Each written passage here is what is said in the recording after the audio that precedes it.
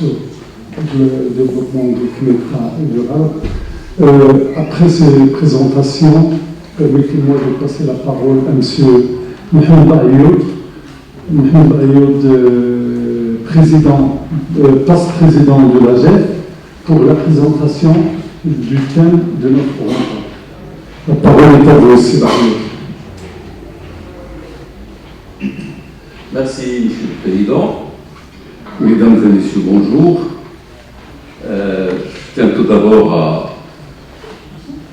à vous remercier d'avoir répondu à notre invitation pour cette rencontre. Première rencontre sur les ressources humaines, et il y en aura bien d'autres, que j'espère. Et je voudrais aussi remercier les amis intervenants, pour certains qui sont venus de très loin. Saïd Bel est venu directement de Marrakech. D'autres sont venus de Casa, de Rabat, et bien évidemment, les intervenants sont venus de Conakry. Mesdames et messieurs, je voudrais tout d'abord, parlons de ressources humaines, partir d'un constat.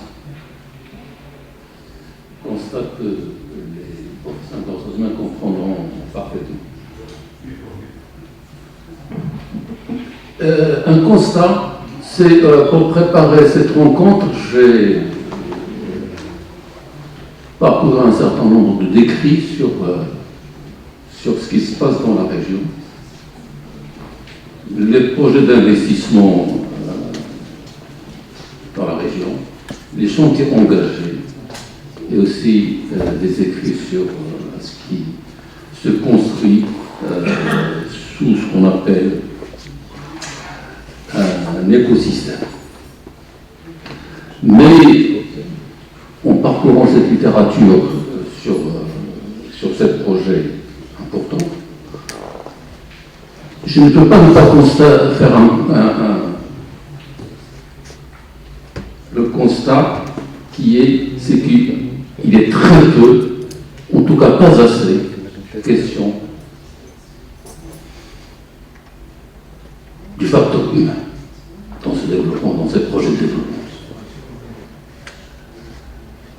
Pas assez question de ce qui aussi doit se faire dans le domaine du développement des ressources humaines.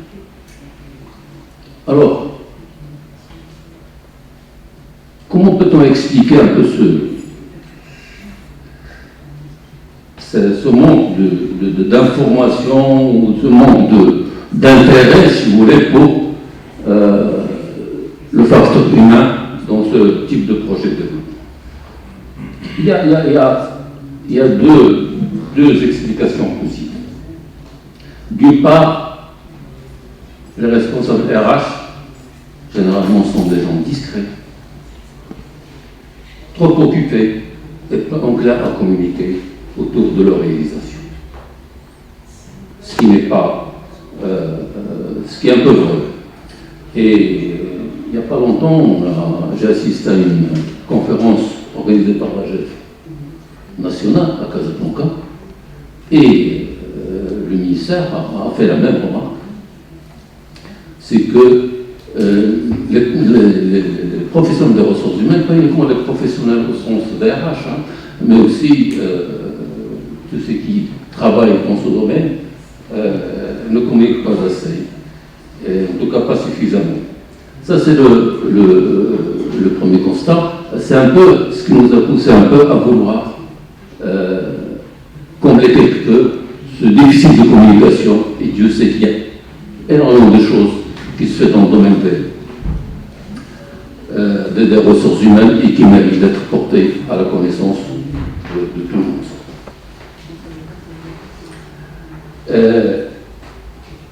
Vous comprendrez donc bien que l'une des principales motivations qui nous ont incités à organiser cette rencontre est justement de contribuer à faire connaître le travail, les efforts que mènent les gens des ressources humaines pour faire face parfois à des situations inédites, à des situations complexes qui méritent beaucoup d'efforts et de travail. La deuxième motivation qui nous a encouragé à organiser cette rencontre réside dans l'opportunité exceptionnelle que nous offre ce grand chantier de développement territorial dans la région. Et de l'attractivité dont bénéficie en ce moment la région pour mener une réflexion en profondeur sur les exigences en ressources humaines pour consolider cette dynamique, parce qu'il ne peut pas y avoir de développement sans qu'il y ait une implication, une forte application en matière de RH.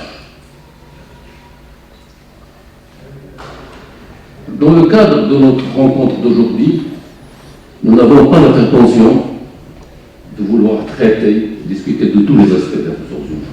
Ça ne sera pas possible en l'espace d'une demi-journée.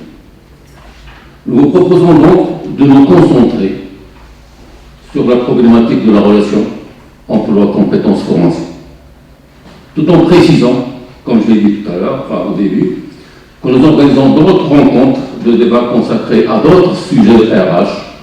Je peux citer à titre d'exemple le dialogue social et les relations en sein d'entreprise, la législation du travail, le recrutement et l'intermédiation.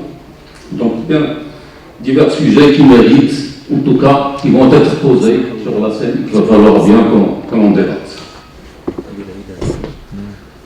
Donc, dans cette optique de mener une réflexion sur la relation emploi-compétence-formation, il est important de souligner que la multiplication des projets consécutifs à la dynamique d'investissement déjà engagée dans la région va faire émerger des demandes diversifiées et pressantes sur les compétences. Il est tout aussi légitime et opportun de poser un certain nombre de questions pragmatiques et opérationnelles. La région est-elle préparée du point de vue des compétences pour relever ce défi? Que faut-il mobiliser comme dispositif pour réunir les conditions favorables à une adéquation optimale et durable entre l'offre et la demande de compétences? Qu'est-ce qui est attendu des différents acteurs privés, publics, économiques, institutionnels,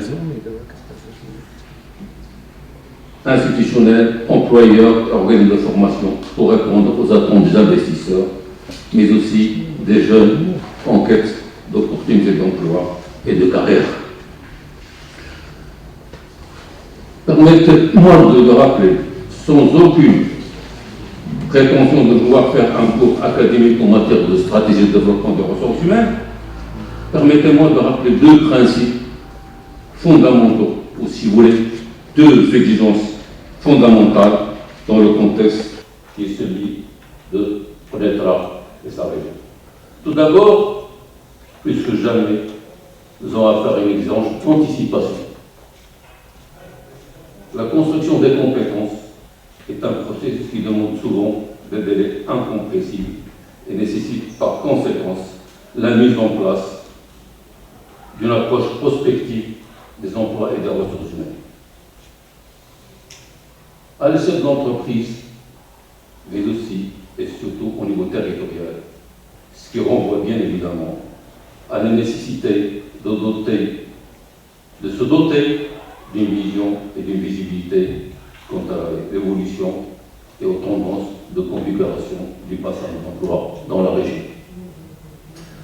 Deuxième exigence qui me semble très importante, deuxième principe fondamental, en la matière de ressources humaines, et plus vrai que partout ailleurs, c'est une exigence de coordination. La construction des compétences est une affaire collective.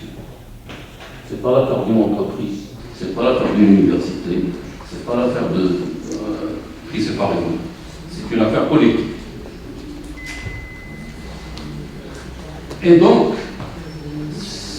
une affaire collective qui tire sa substance de la collaboration étroite entre une pluralité d'acteurs, les acteurs concernés, c'est-à-dire l'opérateur et les opérateurs économiques, les organismes de formation, l'intermédiation, les organismes d'intermédiation, les universités, ainsi de suite.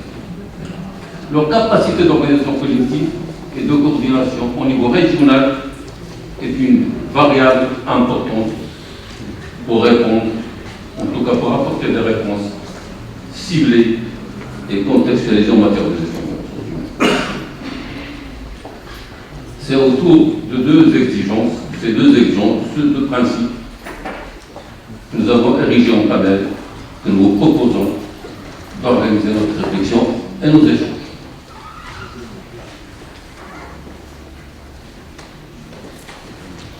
Un premier panel que nous avons intitulé les perspectives de développement économique et industriel de Kénitra et sa région. Création des emplois et besoins en compétences, où nous allons essayer de faire un peu, c'est-à-dire que dans ce panel, nous allons essayer de faire un peu de prospective, si vous voulez, une GPEC à l'échelle de la région, même si nous n'avons pas les données structurées requises pour le faire. Mais nous comptons sur nos éminents intervenants et les DRH présents et les consultants présents aussi pour nous éclairer sur ce sujet. C'est-à-dire nous éclairer qu'est-ce qui émerge comme emploi et aussi qu'est-ce qui émerge comme compétence et quel type de formation attendre. Le second panel, nous avons intitulé l'adéquation des emplois et des ressources humaines, problématique de progrès. Là, nous essayons de réfléchir sur un certain nombre de recommandations, où il sera question des différents mécanismes et des dispositifs institutionnels sectoriels au niveau de l'entreprise, sectoriels mais aussi au niveau de l'entreprise, pour que l'offre de compétences soit à la hauteur des attentes et des besoins des investisseurs. Dans cette optique, nous vous proposons de réfléchir à des perspectives efficaces de collaboration entre les parties prenantes. Les principales finalités sont donc, dans cette perspective, les principales finalités sont de mieux prendre en considération, dans la réflexion sur le besoin en compétences et les formations qualifiantes, des contextes professionnels et des réalités du travail. Ça, c'est-à-dire que, bon, pour prendre un peu une définition qui est maintenant admise par tout le monde, la compétence, c'est un savoir agir en situation de travail. Donc, il y a le savoir, mais aussi un savoir orienté vers les situations de travail, en fonction des situations de travail. Donc c'est-à-dire que nous devons réfléchir sur des contextes professionnels et des réalités de travail qui vont, disons, façonner nos besoins de compétences. Nous devons aussi dépasser les approches partielles et fragmentaires et les cloisons institutionnels qui malheureusement on les voit et que bon, on va y revenir surtout là, on va y revenir dans le deuxième panel, c'est qu'on a l'impression que les gens de la formation qui forment et les gens qui offrent des emplois ne travaillent pas suffisamment ensemble pour construire des compétences contextualisées et en rapport avec les situations de travail. Et aussi, tout ça, c'est pour faire converger, mettre en place des stratégies de convergence en matière de formation. Ce sont là quelques pistes de réflexion que nous vous proposons pour notre débat d'aujourd'hui et qui, bien évidemment, seront enrichis par les apports de nos éminents intervenants, des débats, bien évidemment, des débats et des échanges que nous aurons dans le cadre de ces deux panels. Nous terminerons notre rencontre par une brève séance de synthèse et de recommandation, comme il est de tradition dans ce genre de rencontre.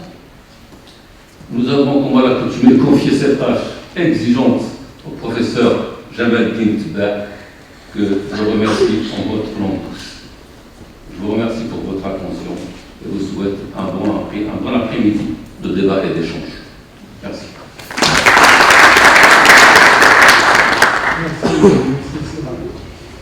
Merci Sébastien. Je tiens à remercier un parlementaire qui est ici présent, sans le nommer, mais ça fait plaisir qu'il y ait aussi des institutionnels. Nous n'arrêtons pas d'essayer d'associer les institutionnels à nos démarches. Donc, pour rester neutre, nous le remercions vivement de sa présence. Alors, je vais inviter les participants, les intervenants au premier panel. Donc, le titre du premier panel, comme il a précisé, c'est les perspectives de développement économique et industriel de Kénitra et sa région, création d'emplois et besoins en compétences. Alors, j'invite Saad Belghazi, économiste, consultant, expert auprès d'organismes internationaux. J'invite Saïd Glen, fondateur et administrateur de célèbre cabinet Dior, vice-président de l'AGEF.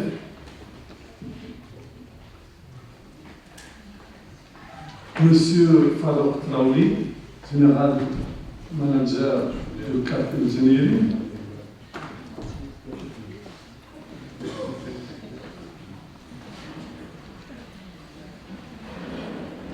J'ai le plaisir d'inviter M. Mohamed Slassi Senno, le président du directoire de l'Observatoire des métiers et des compétences des branches professionnelles de la CGEL.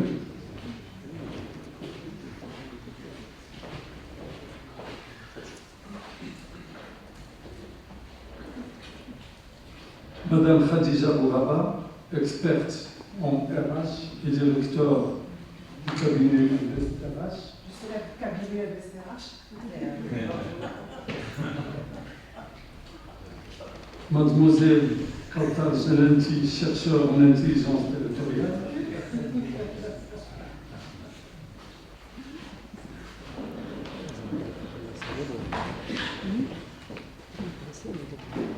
Monsieur Madeleine Martin, agent de l'agence urbaine de Kénitra, Sidi Kassim et Sidi Slimane.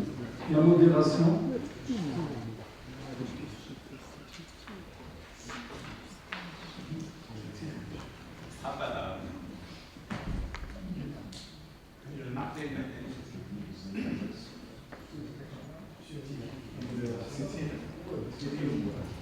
La modération va être menée par M. Thierry Moniquet.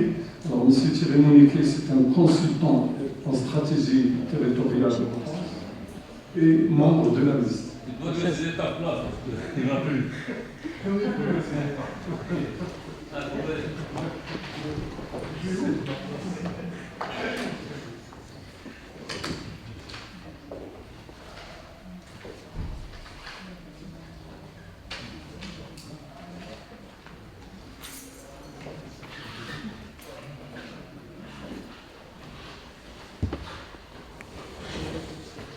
Ok, donc voilà. Je me présente en 30 secondes, vu qu'il y a pas mal de gens qui me connaissent déjà ici à Kénitra.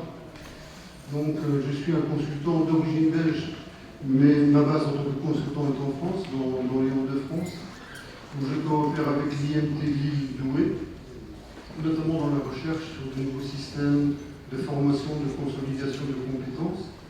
Et ici au Maroc, et notamment en travaillant avec le professeur Jawad Dabounou, j'ai développé toute une activité de design d'écosystèmes internationaux et d'analyse pour l'intelligence territoriale. Donc voilà pour la présentation.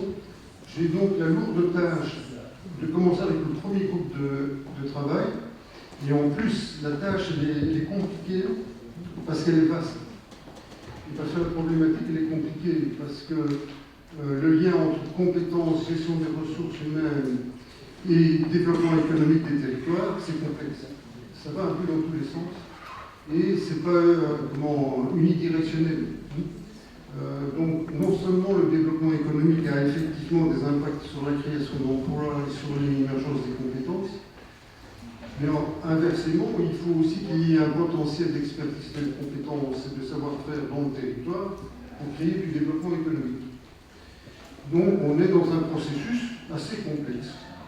Alors, donc j'ai reçu la commande d'animer ce groupe de travail avec un objectif bien précis, c'était d'arriver à des conclusions les plus pragmatiques possibles et les plus concrètes possibles pour un peu dépatouiller entre acteurs les possibilités de développement, de consolidation des compétences, de l'emploi dans le bassin industriel de Kénitra, étant donné tout le développement qui est en train de s'y produire.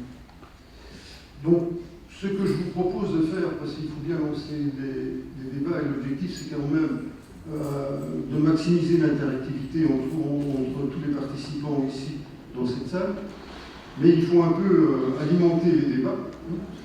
Et je vous propose qu'en première phase, chacun des intervenants, en 5 minutes, se présente et présente un peu leur approche de cette problématique-là et leurs propositions concrètes pour qu'on puisse en rediscuter tous ensemble. Vous êtes d'accord? Ça marche? Parfait, c'est bon. Donc, tout le monde est d'accord? Donc, voilà. Donc, je vais reprendre ma liste des participants pour ne pas me tromper. Donc, je propose de commencer bien sûr par une dame, Madame Khadija Bouraba, experte en RH et directrice de cabinet Invest RH, à se présenter et à exposer un peu ses propositions. Très bien.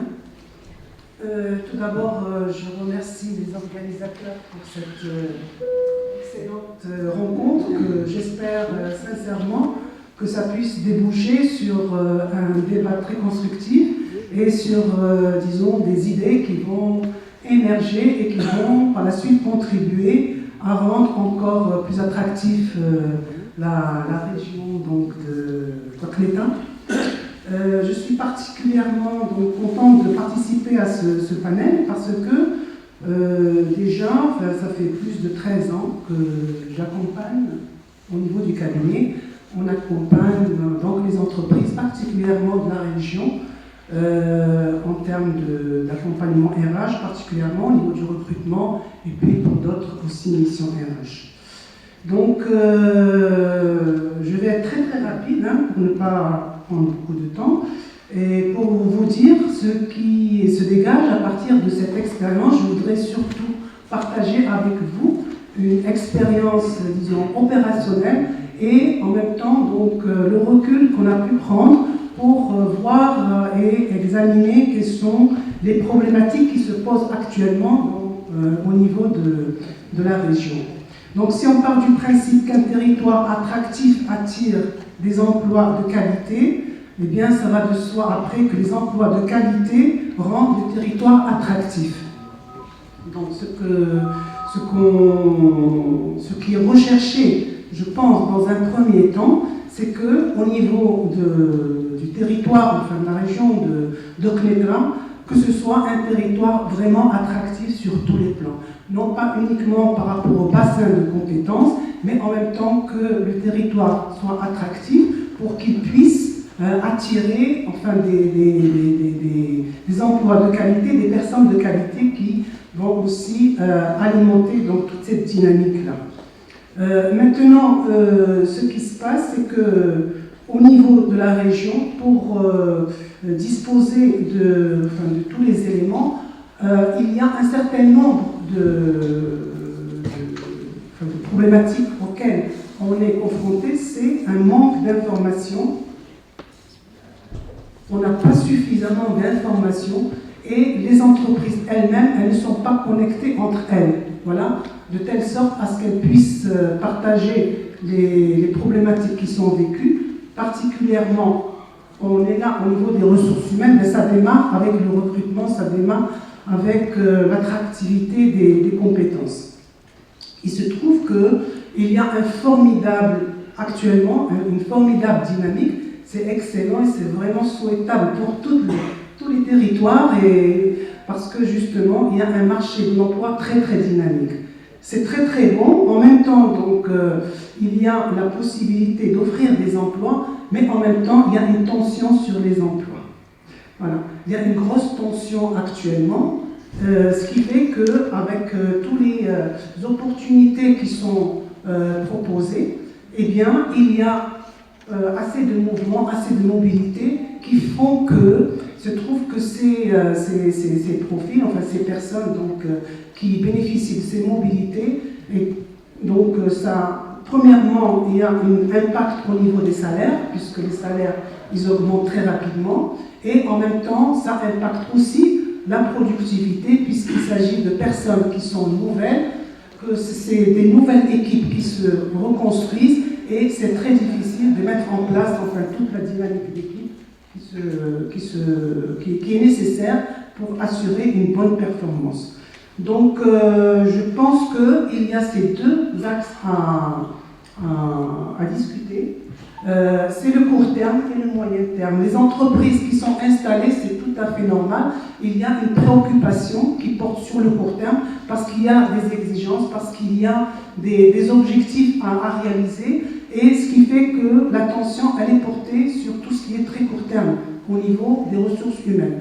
Maintenant, il y a une autre problématique qui est parallèle et qui porte sur l'évolution des métiers, qui porte sur le développement du personnel. Comment faire en sorte que l'évolution des métiers qui se pointe et qui va être incontournable avec l'automatisation, avec toutes les nouvelles technologies, qu'est-ce qui va se passer pour que toutes les personnes employées au niveau de ce secteur gardent leur employabilité et qu'elles puissent aussi par la suite rebondir. Alors, il y a un deuxième point qui est très important et qui doit être pris en compte, et j'espère que ça va déboucher par la suite par la création d'une entité qui va faire la réelle prospective pour étudier justement tout l'impact qui va se produire avec l'évolution des métiers dans l'automobile, puisque c'est le secteur qui est le plus dynamique au niveau de la région, pour anticiper et pour prendre des mesures nécessaires pour faire face à ces changements qui vont avoir lieu et pour garder en fait toute la dynamique et toute l'employabilité des personnes qui sont qui travaillent au niveau de ce secteur. Voilà, pour ma part, c'est ce que je souhaite partager dans un premier temps. Après, bon, peut-être qu'il y aura d'autres réactions. Merci. Ok, merci Madame Bourama. Donc là, avec l'exposé, on voit très clairement qu'on a déjà les grands mots-clés de la discussion et on a déjà des grands axes de discussion qu'on retrouve dans tous les territoires, en fait, entre court terme et long terme, avec la nécessité de l'action collective et la nécessité d'avoir des infrastructures, des superstructures de niveau maison pour aider les entreprises dans le bassin d'emploi. Maintenant, il serait intéressant d'avoir, par rapport à ce premier point de vue de la responsable du Conseil de l'appui aux entreprises, l'avis des entreprises elles-mêmes. Donc, j'aimerais faire intervenir, si vous le permettez, M. Farouk Traouli, qui est General Manager CAT Engineering. Merci. Merci à tout le monde. Je suis très content d'être parmi vous aujourd'hui. Je pense qu'on va zapper rapidement la partie présentation parce que Mme elle a entamé le sujet. Je vais me présenter rapidement. Donc, je suis Farouk Traouli, un ex-directeur général d'une multinationale dans la zone franche. Aujourd'hui, directeur général d'un cabinet de recrutement et formation. Et je suis l'administrateur de l'association des investisseurs de la zone franche de Kémitra. Donc, ma valeur ajoutée aujourd'hui, c'est de ramener à une vision à double facette. Parce que j'étais directeur général en tant que demandeur d'emploi, demandeur de potentiel, et aujourd'hui je suis fournisseur en tant que cabinet de recrutement et de formation, et j'ai les deux problématiques. Si j'entame un peu le sujet, je vais faire un peu le méchant. Je vais faire un peu le méchant parce que je ne suis pas d'accord avec Mme Bourama sur quelques sujets et concernant le manque d'informations concernant partage est concernant la vie associative dans la zone franche. Peut-être, moi je parle par rapport à la zone franche de Kénétra, la zone libre. Je ne parle pas par rapport à tous les tissus industriels. Dans la zone franche, nous avons une association dans laquelle on partage toutes les informations, tous les soucis communs de toutes les entreprises. Et on collabore ensemble pour remédier à ces problèmes. Certes, il y a toujours aujourd'hui un problème de mobilité de personnel, mais aussi il y a un grand problème de recherche de compétences. Parce qu'il y a quelques métiers qui sont un peu critiques, qu'on ne les trouve pas. Et je veux souligner ici le rôle de tous les organismes, parce qu'il y a un trio qui est très important et que la boucle doit être fermée, le cercle doit être fermé. Il y a l'entreprise, il y a l'université, il y a les organismes de formation. Aujourd'hui, la question qui se pose, est-ce que les universités et les organismes de formation forment les compétences et les métiers que l'entreprise a besoin? Ça, c'est une question qui est très importante.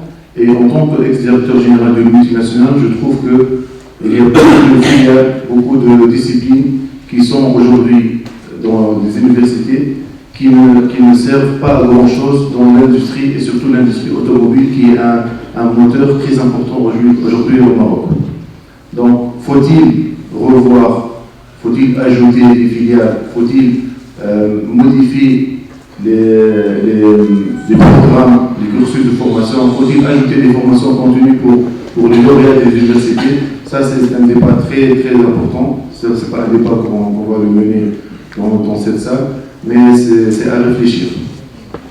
Deux, il y a certes je sais que Kénétra a la plus grande université du Maroc, l'université de Notofaï. On a un grand potentiel. Mais aujourd'hui, est-ce que les gens et les sociétés de la zone franche, ils sont conscients d'utiliser le potentiel qui existe à Kénétra ou non? Est-ce que Kénétra, c'est une zone attractive? On trouve beaucoup de potentiels qui sont d'origine kénétrienne, qui font leurs études à Kénétra, mais qui migrent à Tanger ou bien à Casa. Pourquoi? Parce que Tanger et Casa sont plus attractifs que Kénétra. Ça, c'est une question parce qu'aujourd'hui, on ne trouve pas des compétences. Parfois, on recrute les gens de Tanger et ils passent 6 mois, une année, et ils reviennent à Tanger. Ça, c'est une question pour rendre la zone franche, pour rendre l'entreprise compétitive en termes de ressources humaines, avec une stabilité, parce qu'on a besoin vraiment de stabilité de personnel, on a besoin de créer des talents, on a besoin de créer la fidélité dans l'entreprise pour pouvoir continuer et pour pouvoir être très compétitif. Voilà, ça c'est deux questions que je me pose et je cède la parole pour ne pas monopoliser la parole à mes collègues dans le débat. Merci. Ok, merci. Et ce qui est intéressant dans l'exposé, c'est que ce que dit notre intervenant, c'est en fait toute la problématique de la clusterisation des acteurs dans le territoire, la problématique des clusters. Et donc, le gouvernement marocain, depuis longtemps, a compris cette problématique-là, puisque le gouvernement marocain a lancé une stratégie nationale de cluster. Donc là, dans la discussion, il sera intéressant de revenir sur cet aspect-là des choses. Et je retiens également, on peut retenir deux idées phares de l'exposé qui vient d'être fait. C'est d'une part, cette adaptation des formations par rapport à l'offre. Alors donc ça, c'est un problème récurrent dans tous les territoires.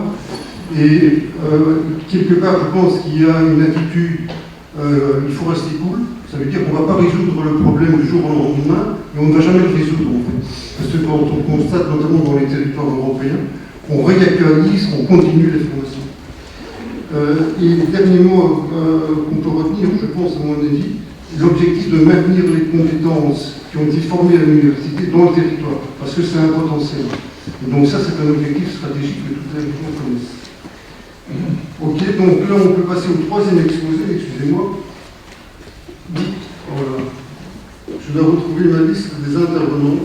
Voilà. Je propose de passer la parole à Essaïd Bellal, qui est fondateur et administrateur du cabinet Dior, président de l'AGF, parce qu'avec toutes ces informations qui viennent d'être échangées, ça fait déjà une bonne réserve d'informations. Et M.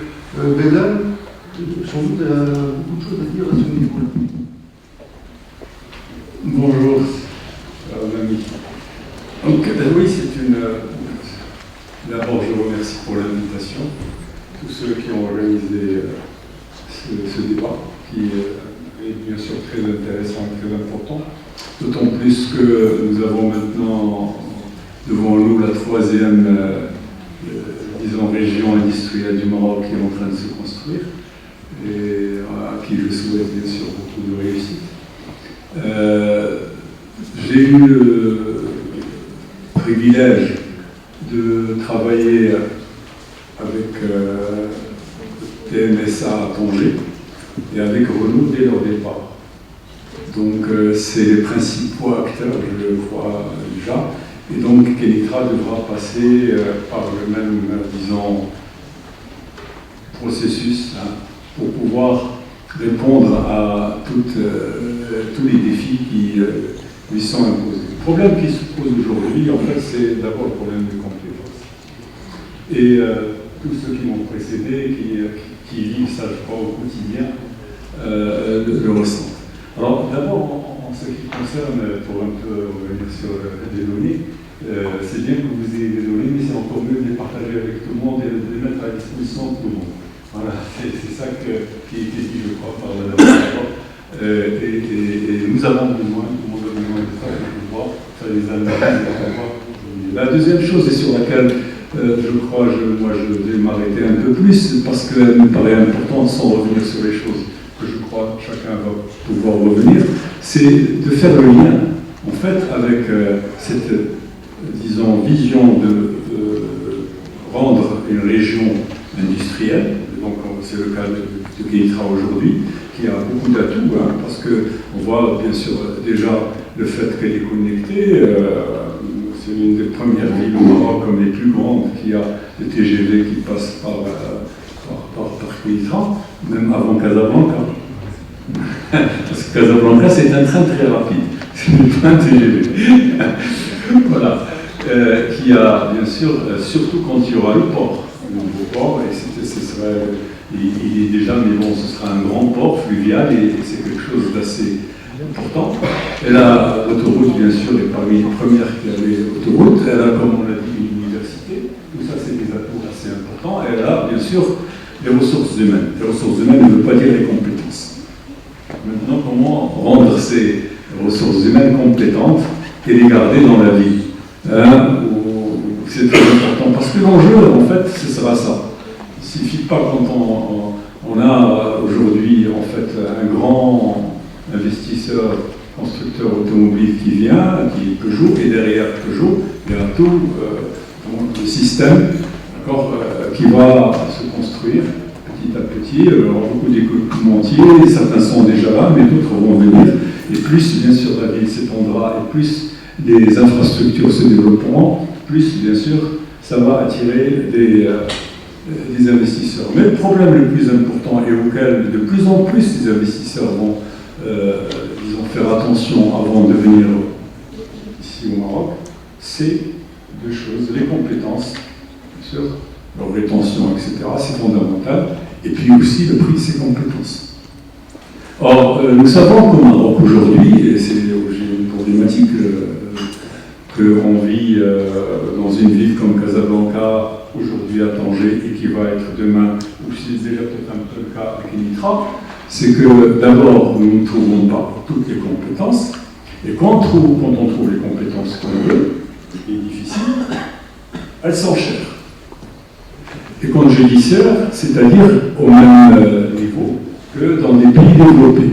C'est-à-dire, aujourd'hui, pour les hauts cadres au Maroc, à toutes choses égales par ailleurs, nous sommes dans le même niveau que le sud de l'Europe. Rien à envier en termes de rémunération à un directeur ressources humaines, un directeur financier, ou un directeur de recherche, ou un directeur général dans le multinational au Maroc, avec le même niveau, disons, de chiffre d'affaires, le même niveau d'effectifs et même complications, à peu près le même salaire qu'un directeur général en Espagne. Voilà. Donc, Et nous avons à côté de nous d'autres pays qui sont en train peut-être de s'ouvrir et de venir et tout ça, qui sont... Il faut sous-estimer personne, parce que ce qu'on a fait, tout le monde peut le faire. Vous avez la Mauritanie demain, vous avez déjà la Tunisie, vous avez l'Algérie qui est en train de se réveiller, qui a l'obligation de se remettre en cause. Moi, je ne prends aucun risque en disant tout ce que je veux sur l'Algérie.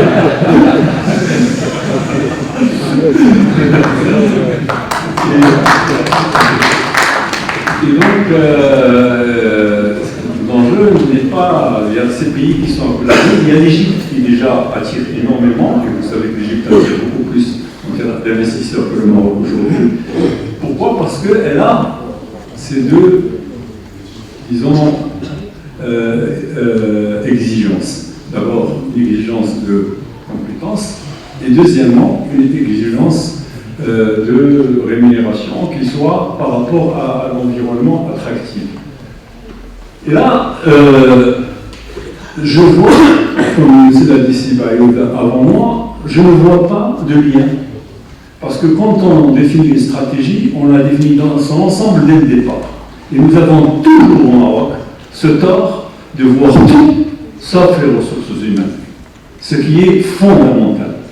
Je me rappelle, il y a déjà une vingtaine d'années, une histoire qui était arrivée, même un peu plus de 20 ans, chez BMW, qui avait sorti un prototype en Allemagne, qui était révolutionnaire.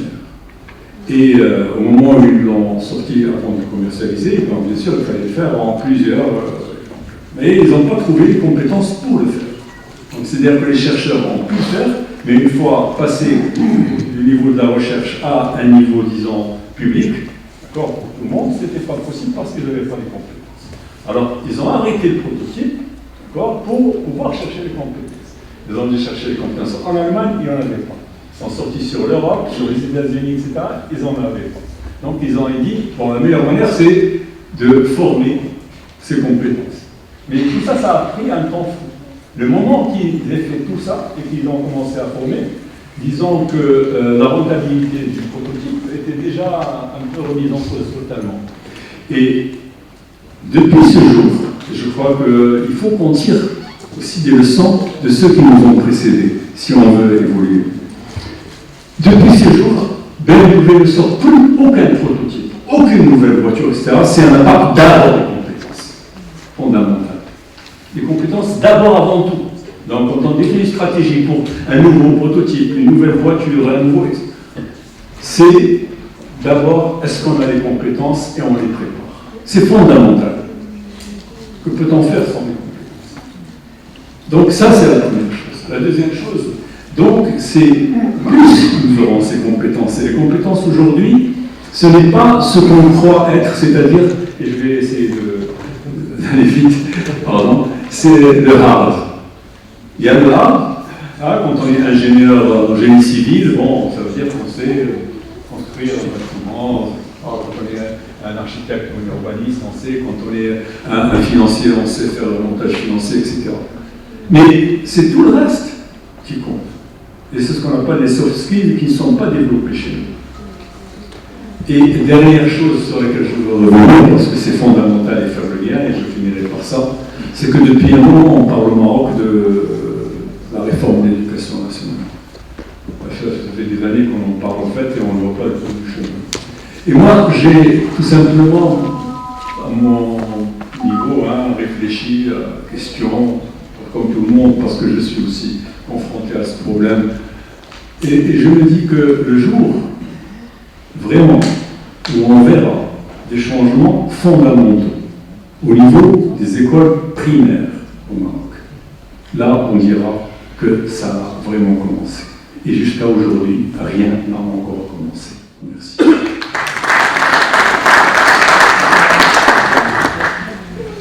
Ok, merci M. Bellal. Et surtout, ce qui est bien avec vous, c'est la remise en perspective par rapport aux grands enjeux nationaux et internationaux. Je ne vais pas y revenir là-dessus, mais c'est très bien, merci beaucoup. Donc je vais transmettre la parole à M. Slassi, parce qu'il a dû apprécier. Mais il doit trépigner d'impatience pour intervenir, avec toutes ces données, toutes ces avis. lui qui dirige un observatoire et qui est habitué de traiter des données et de les projeter, hein, et notamment dans les écosystèmes, donc ça va être passionnant. Très certainement. Très certainement. Merci. Merci de me donner la parole, mesdames, messieurs, chers amis. Ce matin, en préambule, j'ai écouté avec attention les intervenants et j'ai retenu 3 choses. Le premier intervenant avait parlé de la problématique des petites et moyennes entreprises et de leur incapacité aujourd'hui à participer à cette dynamique économique que connaît le pays, à la difficulté de pénétrer les chaînes de valeur internationales et donc à leur situation aujourd'hui qui les laisse en marge et qui, effectivement, de ce fait, crée un vrai problème, notamment le problème de l'emploi, parce que ces petites et moyennes entreprises ont pour vocation de grossir et donc de recruter. Ils sont les champions de création d'emplois. Les grandes entreprises, c'est vrai qu'elles se développent, mais elles ne créent pas d'emplois. Elles payent l'impôt. 2% d'entreprises payent 80% d'impôts. Et quand on voit dans les statistiques la dynamique en termes de création d'emplois, ça reste modeste. C'est pour ça que globalement, on a un taux de croissance chargé en capital et peu d'emplois. Le deuxième intervenant qui a dit une chose intéressante, c'est M. Mahmoud, je crois, qui a dit comment, il a posé une problématique, comment, au niveau d'un territoire, nous pourrions mettre en place, effectivement, une gestion prévisionnelle des emplois et des compétences. C'était la question avec laquelle il a conclu son intervention. Ça, c'était, d'après le constat, une question. Et puis la troisième, elle est venue du président de séance qui a cité effectivement une phrase connue de tous et qui est la suivante. Au lieu de chercher à anticiper l'avenir, il faut le construire. Et ça, effectivement, ça nous donne précisément la direction. Pourquoi? Parce que c'est véritablement là qu'il faut mettre à l'action. Parce que vous savez qu'aujourd'hui, je ne veux pas, c'est pas un scoop, nous vivons dans une période qui est aujourd'hui soumise à des changements multifactoriels. La globalisation, avec l'hyperfragmentation des chaînes de valeur, la pénétration des technologies, des chaînes de production, la transformation numérique, la transition écologique, etc., tout ça dans un pays en transition rend très difficile de pouvoir anticiper. Alors comment on fait? À l'Observatoire de métiers et des compétences des branches professionnelles, que j'ai vraiment le plaisir et le bonheur de diriger, nous avons une approche assez simple qui dit qu'il faut segmenter finement le marché du travail. Pourquoi le secteur, c'est une maille trop large, très hétérogène. Mais si on segmentait, comme on fait dans les études marketing, si on définit le marché, et on regrouperait effectivement les entreprises, les petites et moyennes entreprises, peut-être aussi les grandes entreprises, parce qu'il faut créer effectivement la supply chain, qui est aujourd'hui absente, parce que dans la globalisation, les grandes entreprises de leur temps vont chercher des fournisseurs de l'autre côté de la planète, et c'est les coûts de logistique qui sont là pour ajuster les prix au détriment du coût de travail. Bref, aujourd'hui, et c'était d'ailleurs le cas avant l'an 2000, avant le démantèlement des barrières douanières, on n'a pas de solution de se créer ces écosystèmes qui travaillaient de toute façon ensemble et qui ont conduit effectivement à une diversification réelle de l'économie. Nous avons effectivement une économie diversifiée, effectivement avec une grande densification, souvent dans certaines régions d'entreprises. Et donc c'est là où nous sommes allés vers la notion de la branche. Qu'est-ce que la branche? La branche, c'est un sous-secteur très fin et qui réunit l'ensemble des entreprises qui sont affectées par les mêmes facteurs de changement. C'est-à-dire des entreprises qui partagent, qui sont dans le même métier. Je donne un exemple. Secteur du cuir. Vous avez les industriels de la chaussure. Vous avez les industriels de l'aveuglement. Vous avez ceux qui font de l'habillement. Ceux qui font de la coiffe, c'est-à-dire les sièges d'auto. Vous avez ceux qui font de la tannerie, de la maroquinerie. Ils n'ont rien à voir, les chaînes de valeur des uns par rapport aux autres. Certaines s'assimilent à d'autres secteurs. Et donc, quand on a une approche sectorielle, c'est forcément une approche biaisée. Et donc, il faut descendre vers un niveau quasi micro. On n'est même pas dans la maison, on est quasi micro. Et donc, on va vous apporter deux mécanismes absolument essentiels pour ces entreprises. qui sont quelques centaines et quelques milliers. Aujourd'hui, à l'Observatoire, nous sommes en train de construire la nomenclature de ces branches. On est à peu près 70 branches professionnelles. Il y a probablement quelques centaines de branches professionnelles. Vous êtes en train de parler des entreprises qui connaissent leur marché, qui vivent les problématiques de façon aiguë. Et ce sont des PME. Et lorsque vous leur donnez des instruments qu'ils n'ont pas, de toute façon, qui sont quoi? La capacité de veille stratégique, la capacité de pouvoir anticiper la dynamique de leur marché, comprendre où sont les menaces, où sont les opportunités, où sont leurs forces et leurs faiblesses. Bref, des approches classiques comme que nous connaissons tous pour faire construire des approches, co-construire des approches collectives, pour pouvoir créer une vision commune, pertinente, et qui va pouvoir être traduite et qui a du sens, mais dans le court terme, pas sur 10 ans, sur 2-3 ans, parce que les facteurs de changement varient et les fenêtres d'opportunité disparaissent ou changent. Et donc c'est ces mécanismes-là aujourd'hui que nous mettons en place au sein de l'Observatoire. Mais elles ne sont pas les seules. Le second mécanisme qui vient directement après, qui est séquentiel, c'est l'ingénierie de formation. C'est comment traduire les chaînes de valeur identifiées en métiers, d'accord, en emploi, et les caractériser. Et traduire tout cela en compétences, en profil de compétences. C'est le référentiel de métier et des compétences qui est exprimé dans un langage simple, enfin dans une donnée simple qu'on appelle les résultats d'apprentissage. Qu'est-ce que la personne qui doit occuper ce métier maîtrise comme compétence pour l'occuper de façon satisfaisante? Et ça, les entreprises savent le dire. Et dès lors, on est en train de construire la gestion prévisionnelle des emplois et des compétences à l'échelle d'une branche. Mais pour être vraiment performant, il faut aller sur le territoire, parce que la branche ne s'exprime réellement que dans son territoire. Il faut voir quelles sont les potentialités du territoire dans lequel elle évolue. Valoriser le potentiel économique, valoriser tout ce qu'on appelle le capital physique, tout ce qui est infrastructure, tout ce qui est aujourd'hui permet de faire émerger un capital immatériel, construit autour du capital, des compétences, le capital humain qui va aider à la transformation, le capital institutionnel, mettre en place des organisations agiles capables de s'adapter, et le capital social, parce qu'on a sophistiqué la relation entre les différents individus, entre des acteurs hétérogènes. Et précisément, là où je mets le doigt et je vais conclure sur cette question, c'est là où l'on se trouve. Comment un territoire, que ce soit une région constituée de ces provinces, vont mettre en place des plateformes, ce qu'on appelle des écosystèmes territoriaux, multi-acteurs, parce qu'il faut que tous les acteurs soient là.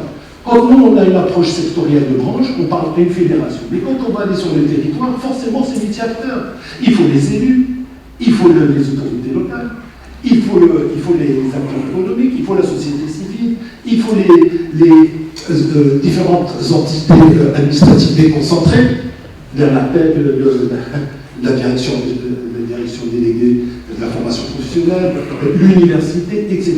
Tout ce monde autour d'une table, dans ce qu'on appelle, nous, le pôle de compétences, avec la compétence qui réfère à deux choses. La compétence de la région, c'est-à-dire quels sont les atouts de la région, quelles sont les vocations territoriales, parce qu'on ne va pas faire des mini-Maroc partout, on ne peut pas se diversifier partout. Il faut concentrer nos énergies. On a les moyens que... Et c'est cette vocation territoriale, ce qu'on appelle les smart spécialisations, sur laquelle il faut se concentrer et faire la même approche, développer autour de ces secteurs une approche de branche, accompagner ces branches, et donc ces PME, pour identifier les dynamiques qui sont en lien avec les PDR, les fameux PDR, et venir challenger ces PDR, parce qu'on comprend là qu'il y a des dynamiques ascendantes qui viennent challenger une dynamique descendante. Et c'est là où il y a un espace de négociation pour faire les bons choix. En tous les cas, arriver effectivement à ce que tu as dit, c'est pas lieu tout à l'heure, mettre en place une gestion prévisionnelle des emplois et des compétences. C'est notre objectif aujourd'hui, après avoir passé la structuration au niveau national sectoriel, c'est d'équilibrer au niveau des territoires. Et nous sommes en train de le faire sur deux régions, la région Fès-Meknès, avec effectivement un leader sur place qui est l'Université méditerranéenne de Fès, et au niveau d'une province, qui est la province de Hana. Et je vais avoir l'occasion de présenter les résultats de ces 3 projets pilotes. Je vous remercie. Merci. Donc là, ce qui est très intéressant, c'est le lien en fait entre l'action des entreprises, l'action collective et le territoire. Et on voit bien que là, on a besoin de charnières, on a besoin d'instruments, à la fois territoriaux et à la fois collectifs, d'action collective, avec ce concept, c'est-à-dire en arrière-plan de supply chain. Ça veut dire qu'au niveau mondial, les entreprises organisent la supply chain, elles s'optimisent leur activité à travers la supply chain, et en fait, en quelque sorte, au niveau du territoire, c'est ça aussi le challenge, c'est d'organiser des supply chains de l'emploi, de la compétence et de la connaissance qui vont permettre d'optimiser à la fois le développement économique et le capital humain d'un territoire. Une seule chose, avant je voudrais quand même insister, c'est que cette approche multi-acteurs, c'est une approche nouvelle. Ces acteurs ne travaillent pas ensemble, ne savent pas travailler ensemble, et on le sait. On a un vrai problème au Maroc, c'est de faire travailler, je dirais, des entités différentes qui sont étrangères ensemble. Le maître mot dans cette affaire, c'est l'animation de l'écosystème. Si on ne sait pas mettre en place des mécanismes d'animation de l'écosystème et l'entretenir, il va tout de suite se diluer. Alors, on a des institutions, elles sont là, mais il faut l'accompagnement au changement et l'animation de l'écosystème, c'est absolument essentiel. Ok, alors, à ce stade de la discussion, il est intéressant d'avoir le regard du monde universitaire, de la recherche universitaire. Donc là, je vais faire intervenir les deux derniers intervenants de ce panel.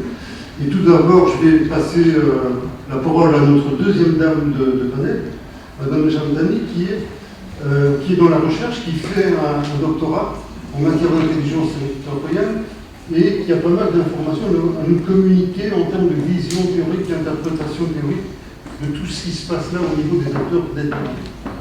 Merci Thierry. Bonjour tout le monde.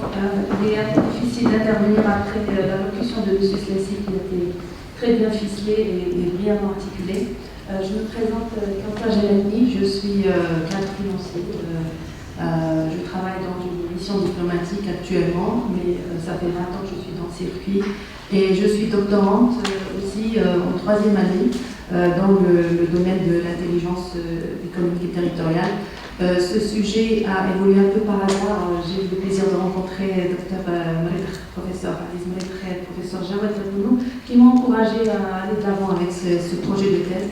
Et au fait, je le fais pour la région, et c'est pas pour m'enseigner, mais autant que citoyenne, autant que native de la ville de Kénitra, j'aimerais participer un peu à cette vague de développement. Alors, mon sujet porte sur l'intelligence territoriale au Maroc, et notamment, j'aborde la problématique de la gestion du capital humain dans le développement de l'offshoring au sein de la région de Rabas Salé Kénitra. Pour récapituler un peu les travaux, les 3 idées phares sont premièrement une inadéquation. Ce qu'on a constaté suite à cette recherche, c'est une inadéquation entre les besoins en termes de ressources humaines et les stratégies de développement industriel. Donc déjà, 1. 2. Une incohérence dans les politiques d'employabilité des jeunes, et notamment dans la formation et le placement. Et 3. Une discordance de la gestion de la dimension genre, donc l'intégration des femmes dans tout cela. Donc brièvement, pour revenir au premier point, qui est de l'inadéquation entre les besoins en termes de ressources humaines et les stratégies de développement industriel. On sait très bien que Kénitra a toujours été historiquement une zone agricole. Et très rapidement, elle est en train de basculer vers un pôle économique, international, industriel, à la fois rapidement. Et plusieurs sociétés multinationales s'installent ici pour accéder à l'Afrique aussi. Donc il y a aussi cette dimension africaine. Donc beaucoup de changements en même temps. Mais de l'autre côté, on a un capital humain qui est là, mais on se pose la question, est-ce qu'il est bien préparé? Est-ce qu'il est assez préparé? Est-ce qu'il y a assez de personnes déjà pour accompagner ce développement exponentiel? Donc c'est ce qu'on est en train d'étudier. Et c'est intéressant d'arriver à des conclusions suite à des questionnaires, à des analyses quantitatives, etc. De voir que malheureusement on n'est pas encore prêt en tant que région. C'est magnifique ce qui est en train de se passer. l'évolution économique, mais côté capital humain, on a encore du chemin à faire. On garde le langage positif, bien sûr. Comment peut-on participer à ce niveau de développement ensemble, au niveau du capital humain? Le deuxième point, c'est l'incohérence dans les politiques d'employabilité des jeunes, notamment dans la formation et le placement. Ce qui veut dire que aujourd'hui, dans l'Atlantic Free Zone, et je ne sais pas si M. Farouk Kaoui va être d'accord ou pas, on n'est pas là pour débattre des points de vue personnels, mais on parle de certains points, on va dire des facts, des points, des faits réels. Aujourd'hui, il y a beaucoup de jeunes femmes et hommes qui travaillent dans l'industrie automobile, une industrie lourde, qui emploie massivement. D'accord?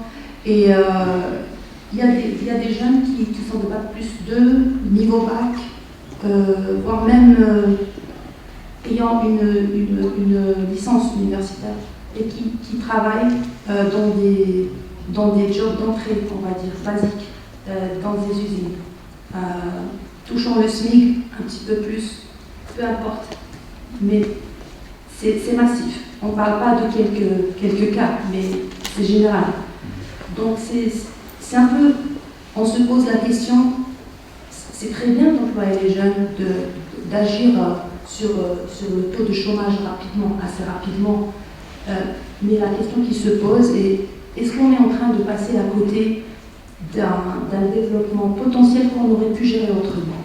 D'accord? Donc, en fait, c'est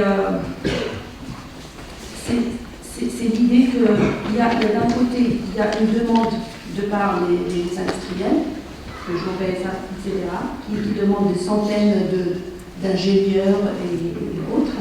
Et d'autre côté, on a des chômeurs qui sont là, qui n'arrivent pas à trouver un boulot. Ou alors d'autres qui disent « Ok, j'ai un bac plus 2 ou niveau bac ou bac plus 4, c'est pas grave, je commence. Un SMIC, c'est pas grave. » Donc il y a un besoin socio-économique là, on est en train de parler. Autre chose, on a constaté une chose qui est encore plus grave, c'est qu'il y a des jeunes qui sont en train de quitter l'école ou le lycée parce qu'ils veulent accéder rapidement à un job et percevoir un salaire, n'importe lequel, SMIC ou pas, ils veulent y arriver rapidement. Est-ce qu'on est en train de perdre des ingénieurs potentiels? Est-ce qu'on est en train de perdre des artistes, des chercheurs? Donc, c'est ça, c'est le développement économique rapide qu'il faut étudier ensemble. Comme disait M. Slassi tout à l'heure, le co-développement ensemble, co-design, est-ce qu'on peut faire mieux ensemble, autant qu'acteurs économiques ou socio-économiques, en général, territorial. Donc, c'était le deuxième point. Le troisième point, et qui vient naturellement, parce que dans l'industrie lourde, cette industrie automobile, elle emploie massivement des femmes, à hauteur de 80%. C'est assez parlant comme chiffre. Et on se demande si c'est une intégration correcte de la dimension genre dans le développement économique en cours. Ce qui veut dire que aujourd'hui, il y a un grand pourcentage de femmes qui travaillent en tant qu'opératrices, pour un SMIC ou autre, peu importe, en tant qu'opératrices, mais quand on part au middle management, au top management, on trouve que principalement 80% c'est des hommes. Donc, il y a une sorte on va dire, d'incohérence dans la structure même de ce mouvement industriel. Donc c'est ce qu'on est en train d'étudier. On a lancé un questionnaire par rapport à ça, questionnaire entreprise et questionnaire jeunes, et qui est mis sur le site de la NIST, et qu'on va lancer lundi, Inch'Allah, et on vous tiendra au courant des updates par rapport à ça. Voilà, c'était globalement des idées phares. Et qu'est-ce que cette recherche apporte aussi concrètement? On travaille sur les projets d'une plateforme interactive, une plateforme qui englobe la composante université, la composante entreprise pour les incubateurs avec la CGN, la composante ANAPEC et OFPPT pour l'emploi et formation, et bien sûr tout au centre, la cantine Frisol, autant que moteur d'emploi, mais de partage de savoir et de technologie aussi. Je vous remercie. Merci.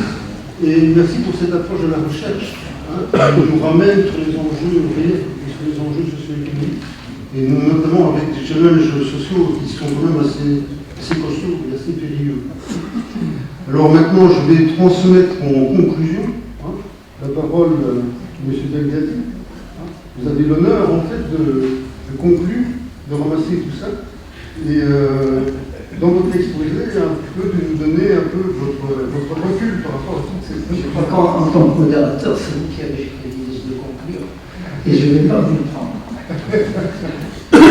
Maintenant, après avoir écouté les collègues, d'abord, je vais me présenter. Je suis un professeur d'enseignement supérieur en retraite. Après, j'étais consultant avec des organismes internationaux, et le dernier avec lequel j'ai travaillé. Et je crois que c'est pour ça que M. Bailly m'a invité à venir faire cette intervention. C'était le droit international du travail. Le droit international du travail a apporté une assistance technique au Conseil régional de Rabat-Salé-Punta pour élaborer un plan régional d'emploi. Et donc, je commence un peu par provoquer Mohamed Bayoud, qui est en train de saluer M. Slassi, malheureusement pas. Et que je dois remercier pour son intervention. M. Slassi a évoqué une question tout à fait importante, c'est celle du travail à la base pour faire remonter les besoins. Mais moi, ce sur quoi je voulais surtout insister, c'est qu'aujourd'hui, la question centrale, c'est qu'on a des institutions. Ces institutions sont définies par la Constitution. Nous avons aussi la loi sur la région, et il y a des rôles qui sont joués par le secteur public, par le secteur privé, et le secteur public, lui, il est traversé par un ensemble d'organismes qui chacun réclame le respect de ses compétences. Ce n'est pas le même concept de compétence que ça est. Ici, au sens du secteur public, la compétence, c'est le pouvoir. J'ai le pouvoir sur tel domaine. Ça ne veut pas dire que j'essaie de m'occuper de vous de ce domaine, mieux que vous de cette question. Mais en tout cas, en principe, c'est combiné. Quand on donne un pouvoir, c'est parce qu'il est mérité. Et les organismes, notre administration est faite quand même de gens expérimentés avec une accumulation de connaissances et de savoir-faire.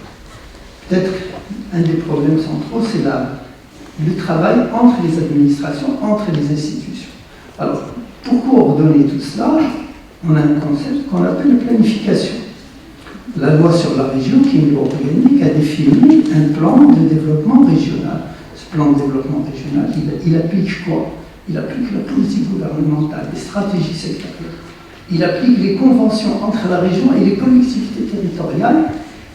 Et il est là pour écouter les besoins de la population. Et la région est constituée de commissions. Et ces commissions sont à l'écoute du territoire. Et donc leur rôle, précisément, c'est de faire ce travail de mise en coordination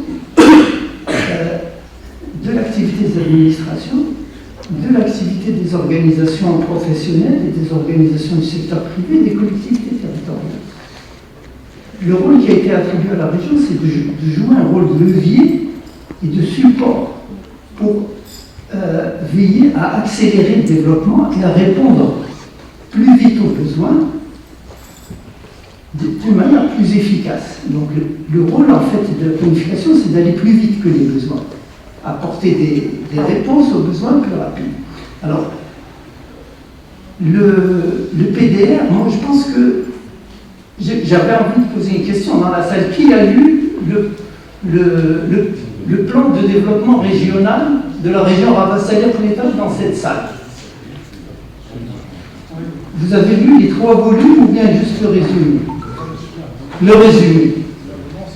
Pourquoi personne ne lit ce document qui est fondamental et sur lequel on doit travailler? Il y a un problème de fond. En écho à ce qu'a dit M. Slassi, dans le PDR de la région, qui a été fait par un bureau d'études qui s'appelle Ernst & Young, et une très bonne équipe mobilisée par ce bureau d'études. Je ne fais pas partie de cette équipe, hein, mais j'ai vu leur travail, j'étais témoin des contacts qu'ils ont pris avec les élus, avec tous les acteurs. Ils ont fait, à mon avis, un excellent travail. Et ils ont mis beaucoup de recommandations et d'actions, ils ont quantifié les projets, etc. Un des problèmes centraux, c'est que tout ce travail, malheureusement, est resté dans les tiroirs. Alors, il faut s'interroger pourquoi. Pourquoi les plans qui sont proposés, les projets qui sont proposés, ne sont pas mis à la discussion de la population pour que... Je ne veux pas lancer la pierre au conseil régional, parce qu'il y a eu un travail de communication. Mais il faut... Moi ce que j'ai ressenti, c'est un manque de cohésion et un manque de confiance collective dans nos institutions et dans le travail qu'elles font. Ce plan devait être révisé en 2019 et sa révision doit être avancée. Peut-être que le conseil régional a déjà fait ça. Donc nous, on a fait un travail avec le conseil régional pour faire un plan qui est centré sur l'emploi. Et ce que je voudrais dire, c'est que on a essayé de faire cette prévision des besoins et des emplois. On a essayé de résoudre le problème des déficits d'emploi. Et on les voyait, ces déficits, comme d'un côté des excès. Parfois, on a trop d'offres par rapport à la demande. Parfois, on a trop de demandes par rapport à l'offre de compétences existantes. Et des inadéquations. On offre des choses qui ne sont pas demandées et vice-versa. Et si on regarde les choses, on va dans le détail, on s'aperçoit que finalement, on a 2 principaux déficits en matière de ressources humaines. Un déficit d'insertion et un déficit de qualité. Pour résoudre ces 2 déficits, il nous faut un certain nombre de programmes et de politiques. On a dit qu'il nous faut des institutions d'emploi qui marchent bien. Une ANAPEC qui soit très proche des citoyens, des associations qui soient plus proches, que nous ayons aussi des comités d'animation de branches professionnelles. Ça, c'est un projet qui est dans le PDR. M. Slassi a dit on a besoin de ça. Le PDR a déjà prévu ça. Est-ce qu'il a mis en place? Est-ce qu'il a été avec les professionnels pour les inciter à le faire? Il ne l'a pas fait. Il y a beaucoup d'autres projets qui ont été définis, qui sont faits. Donc aujourd'hui, une fois qu'on a fait un plan, la question c'est quelles ont été les priorités et par rapport à ces priorités, lesquelles ont été appliquées. Alors, grosso modo, ce que je voudrais dire, c'est qu'il y a dans cette région, il faut bien voir qu'il y a 2 choses. Il y a des secteurs qui sont tirés par les multinationales et par l'ouverture du pays, par l'attractivité de l'investissement. Et il y a des secteurs où il y a des petites entreprises, des petits producteurs indépendants, des exploitants familiaux. Et nous n'avons pas aujourd'hui suffisamment de programmes. Il en existe, hein, il ne faut pas croire. L'INDH a pour but d'aider les plus faibles, ceux qui sont en bas. Il y a un certain nombre de programmes qui sont portés par l'Agence de développement social, qui était très active. Mais le travail des collectivités territoriales, il est là pour accompagner l'économie d'en bas. Ce travail-là, à l'heure actuelle, il faut le mobiliser. Les collectivités territoriales doivent se mobiliser et agir avec la région. La région doit travailler avec les collectivités territoriales. Pour résumer tout ça, je dirais que si nous sommes quelque part mécontents de ce qui est fait, c'est parce qu'il y a un déficit de confiance et un déficit de communication entre les différents acteurs. Alors, pour terminer, comment lutter contre le déficit de confiance et agir? Il faut regarder toujours le côté positif de ce qui a été fait. Et nous avons des choses à faire. Je vais vous donner juste, j'avais préparé une série de tableaux, les caractéristiques d'emploi. Dans l'ensemble de la population de la région, on observe la baisse des effectifs des sans diplôme, une progression modérée pour les porteurs de diplômes de niveau moyen et une progression forte pour les personnes à diplôme supérieur. Ça, c'est les tendances. Nous sommes un pays qui est en train d'apprendre à grande vitesse et d'améliorer ses capacités humaines. On dit trop de mal de l'éducation. En fait, ce qui est en train de changer, c'est les méthodes d'apprentissage. Mais il y a la base de l'amélioration de notre potentiel cognitif, elle est là. Alors, qu'est-ce que nous faisons maintenant avec la stratégie de la formation professionnelle, la création des cités des métiers et des compétences? C'est aller vers un fine-tuning dans la formation des compétences. Il nous manque ce fine-tuning, il est nécessaire pour être compétitif. Mais nous avons la base, et c'est ça ce qu'il faut reconnaître. Dans le monde du travail, les actifs occupés, on a eu la diminution des sans diplômes et une forte progression des diplômés du supérieur. Parmi les chômeurs, on a forcément, puisque c'est les diplômés du supérieur qui sont les plus importants, on a forcément un nombre de plus en plus important de diplômés du supérieur en chômage. Et en plus, le taux de chômage du supérieur, il est élevé, mais ce n'est pas un mal, au contraire, c'est bien. Pourquoi? Parce que nous avons de moins en moins de jeunes de 15-24 ans qui ne sont pas au niveau de l'éducation. Et donc, forcément, quand il y en a qui sortent sur le marché du travail, on va avoir un taux de chômage des diplômés supérieur. Mais il ne faut pas considérer ce taux de chômage supérieur des diplômés comme un mal. Si on analyse bien les choses, c'est un bien. En tout cas, maintenant, pour terminer, je voudrais dire qu'il y a une tendance positive dans notre pays. C'est elle qui va faire le succès de cette région. Cette tendance positive, c'est le développement de l'éducation. Et il faut pousser, à mon avis absolument, vers l'augmentation des effectifs des jeunes qui sont dans l'enseignement supérieur, dans la formation professionnelle, et pousser la réforme de la formation professionnelle pour qu'elle aille le plus loin possible vers la qualité, mais aussi vers le nombre, les deux. Et ne pas sacrifier la qualité au nombre comme on a pu le faire, et ne pas sacrifier le nombre à la qualité, parce que ça va être de la marginalisation.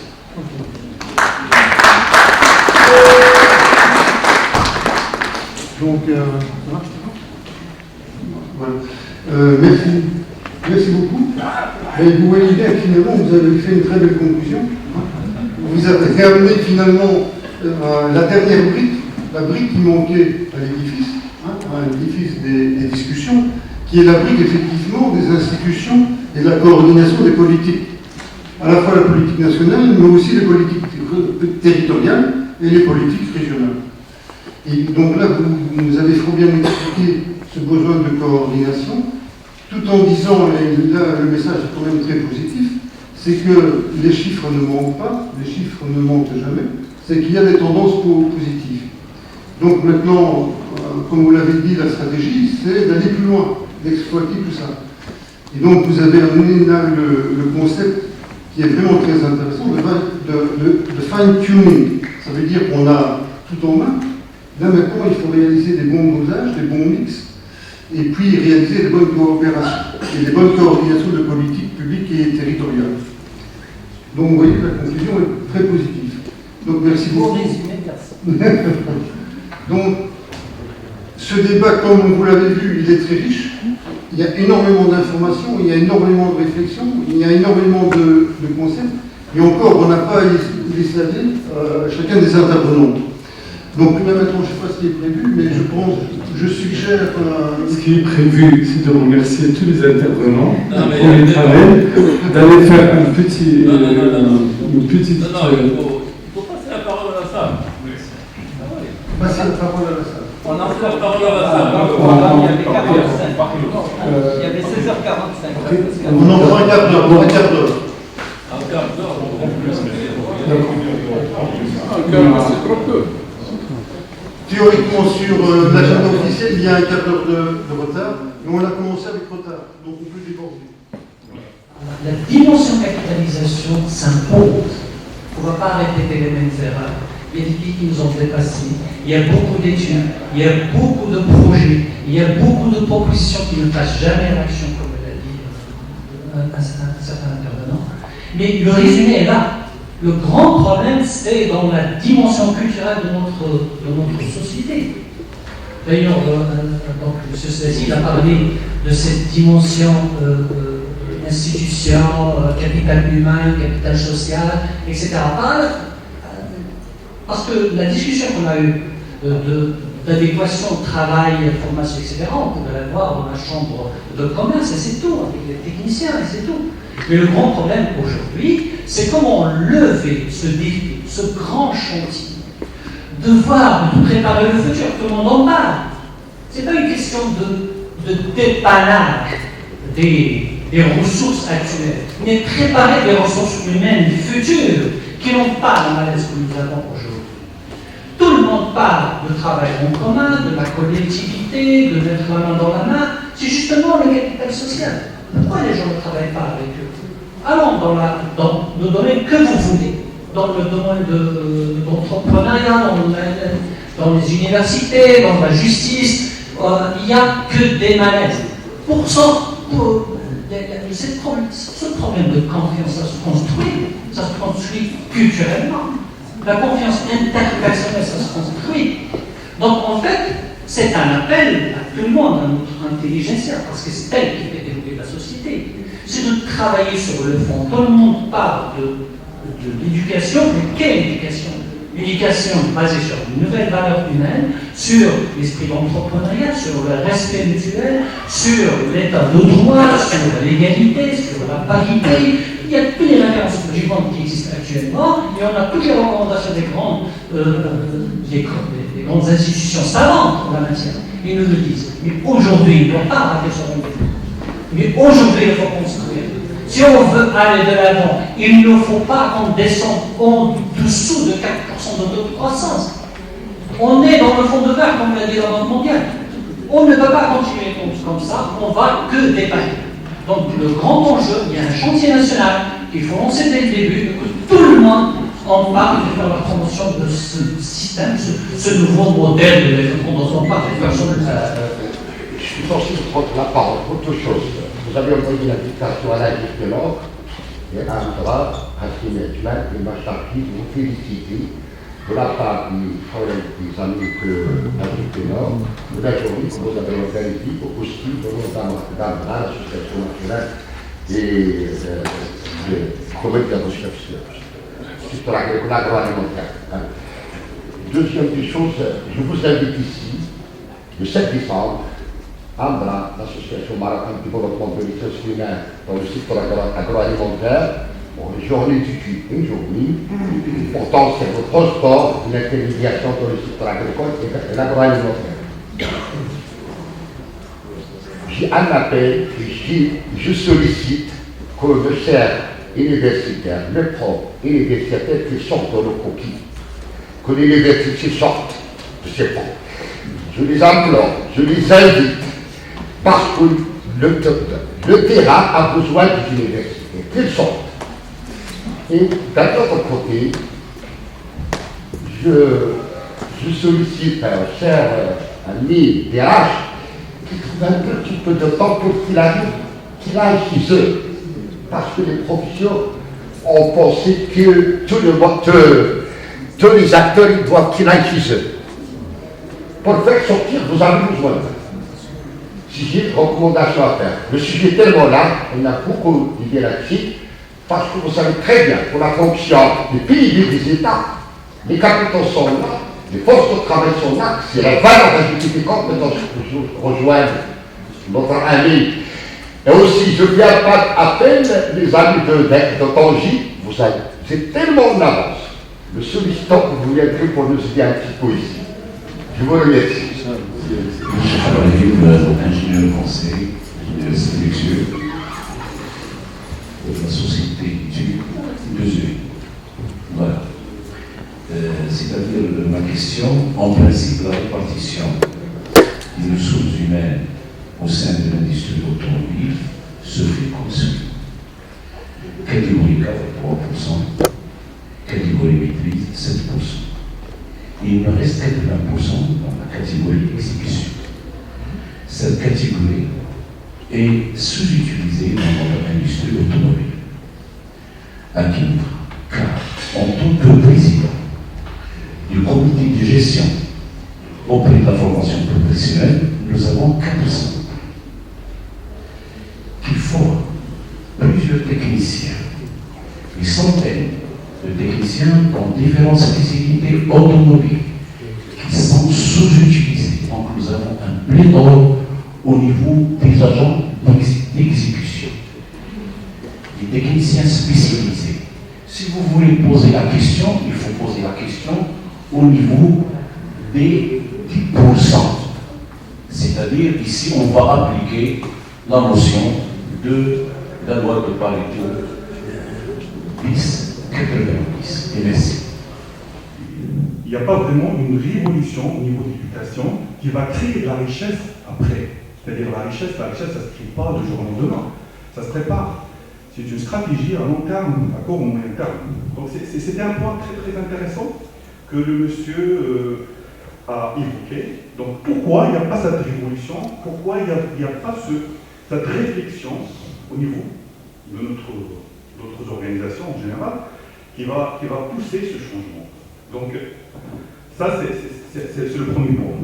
Le deuxième point, il y a la dame, la chercheuse, elle a parlé d'un sujet important.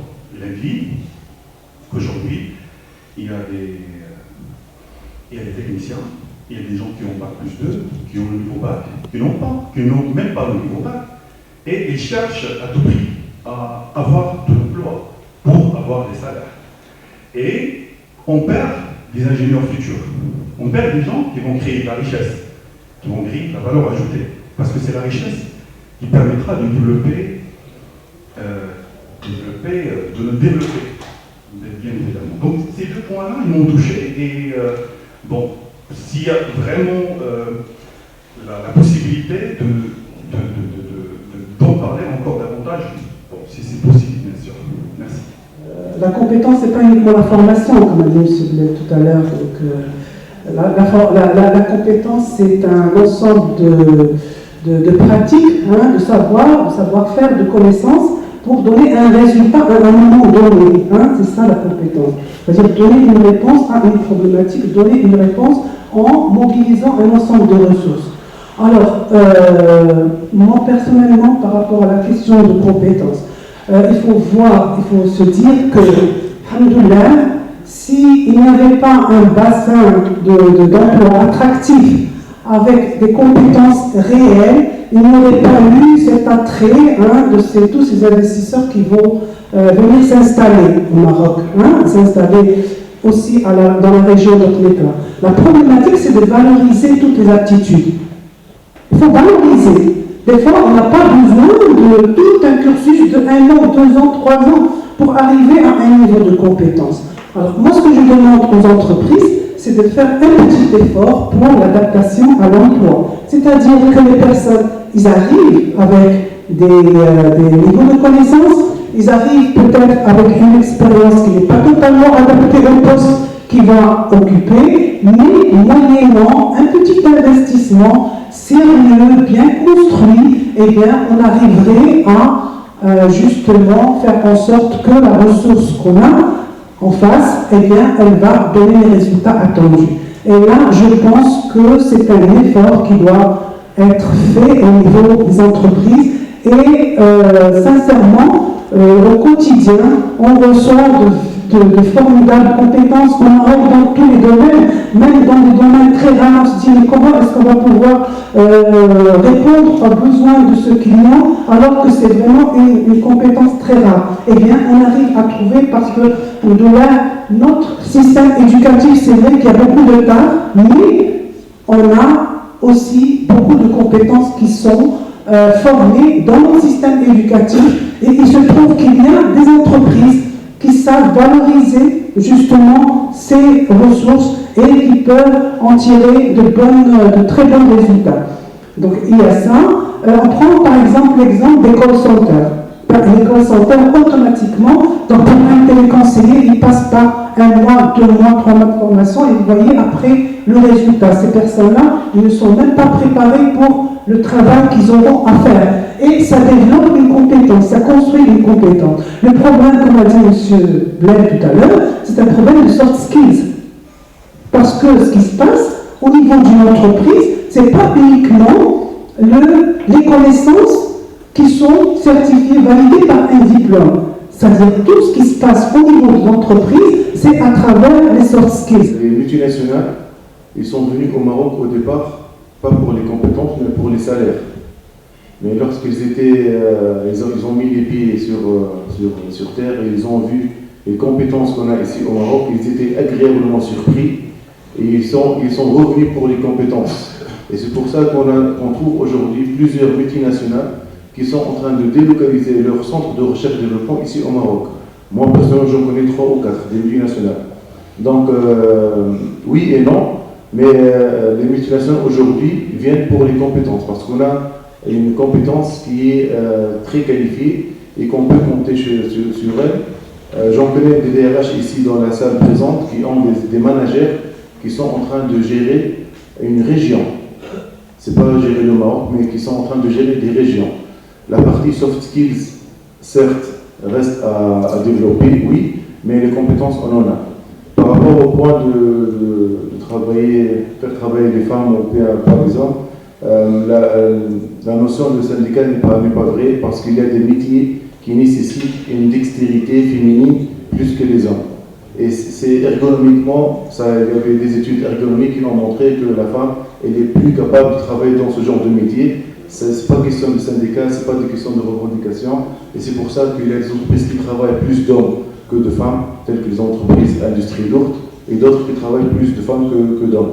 Mais on essaie toujours d'avoir une petite parité, un petit pourcentage pour équilibrer les deux. Je pense que le problème majeur, à mon avis, c'est le manque de confiance que les uns et les autres ont entre eux, au sein de l'entreprise, entre une administration et une autre, entre une institution régionale et une autre. On ne fait pas confiance aux autres, on pense qu'ils ne peuvent pas apprendre vite, et donc on coopère mal avec eux. Et c'est pour ça qu'il y a ce malaise dont vous parlez. Alors, c'est pour ça que je dirais, si le premier soft skill, c'est quoi? C'est l'estime de soi.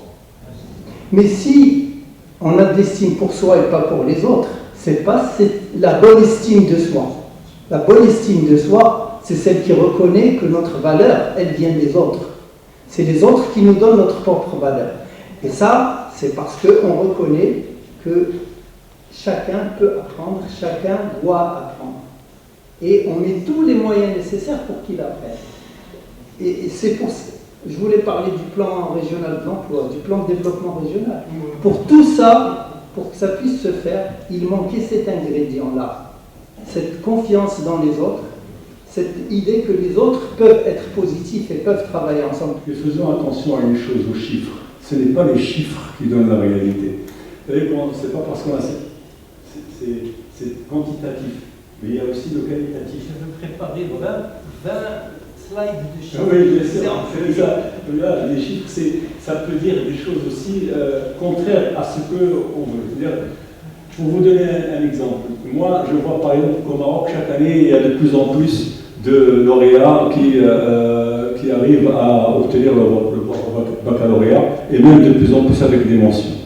Avec tout le monde qui dit qu'il y a un niveau qui baisse tout le temps. Il y a quelque chose qui ne va pas là-dedans. On peut réunir tout le monde, mais les gens analphabètes dans l'université. C'est pas ça qu'ils vont chercher. Et c'est à ça qu'il faut faire attention, à voir les choses qu'il faut. Et je veux revenir aussi à une chose, certains l'ont dit. Nous avons une possibilité. Ils ne sont plus analphabètes. Ils ne sont pas bons, mais ils ne sont plus analphabètes. Oui, avant, on avait des bons et une masse d'analphabètes. Le changement social, il est là. Mais l'université, c'est autre chose. On attend un niveau supérieur, c'est à ce niveau-là. D'accord. Ceci dit, c'est vrai qu'au Maroc, nous avons... Alors, et c'est là où il faut faire la différence entre les compétences et les potentialités. Nous avons des potentialités. Et c'est quand les entreprises arrivent, et particulièrement les multinationales, et qu'elles donnent les moyens en termes de formation, en termes d'encadrement, en termes d'outils de travail, en termes de vision, etc., et de motivation, les gens se donnent au Maroc. Et donc, ils sont généralement surpris, et agréablement surpris, par les Marocains et ce que nous on dit compétences. Mais c'est cet environnement-là qui permettra, ça veut dire qu'il y a des potentialités qu'il faut transformer en compétences. Parce que, comme le dit le plus grand spécialiste des compétences, il n'y a de compétences que de compétences en acte. Hein? C'est-à-dire, c'est l'acte qui définit la compétence, ce n'est pas moi. Et comme vous l'avez dit tout à l'heure pour l'estime, la compétence, c'est la même chose. Jamais je me définis comme compétent. C'est les autres qui me définissent comme compétent. Une personne qui se dit compétente, bon, tant mieux pour elle, mais ce n'est pas ça la compétence.